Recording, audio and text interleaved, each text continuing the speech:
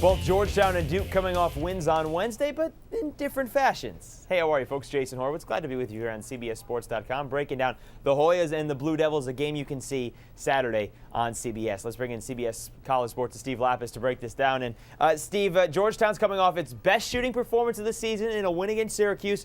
Duke, its worst in a win against Georgia Tech. Any of that have a carryover effect to Saturday afternoon? Well, I think let's say this about Georgetown, which has not shot the ball that well from three all year, coming out making 12 threes against Syracuse. Syracuse either plays zone for half the game or kind of a soft man-to-man. The defense that Duke's going to play in this game, little different than what Syracuse is going to play. So could there be a carryover? I don't think so. I think they're going to play against two completely different types of defense this weekend. Well, that's a good point about the pressure of Duke. They cause teams to turn it over about 18 times a game. So when you look at the backcourt for Georgetown, Austin Freeman, Chris Wright, can they handle that pressure at Cameron? Well, it's going to be a great test for Chris Wright, who in a lot of ways is a freshman this year because he was hurt so much last year, and he's really having a very good year for them. But going against Duke's pressure in Cameron is different than Duke's pressure when they're on the road. At Cameron, it's picked up a notch. You have the fans so close to you on the court. So the question's going to be, can this Georgetown team handle the pressure? I think it's going to be an interesting thing to see. And then you got another young guy in the middle in Greg Monroe, and I know we've talked about him a lot this year, but he's just so good, and he's so good at passing the ball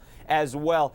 If there's a weakness in Duke, is it stopping a big man like Greg Monroe? Well, that's one of the things that Duke doesn't have. You know, Brian Zubek is the big guy for Duke. He only plays about 14 minutes a game, so they are playing the bulk of the game small. So Greg Monroe, who is averaging 16 and 8 since the Big East season has started, which means as a freshman, really coming on, he's going to be a tough matchup for them. And the other thing about Greg Monroe that helps Georgetown in this situation is he is a great relief for pressure. So if guys are getting pressured on the perimeter, they have a guy like Greg Monroe in the middle of the floor who can handle the ball. He's a great outlet when the heat's on. And Steve, we haven't even talked about the leading scorers for these two teams. That's DeJuan Summers and Kyle Singler. That's going to be another great matchup to watch in this game.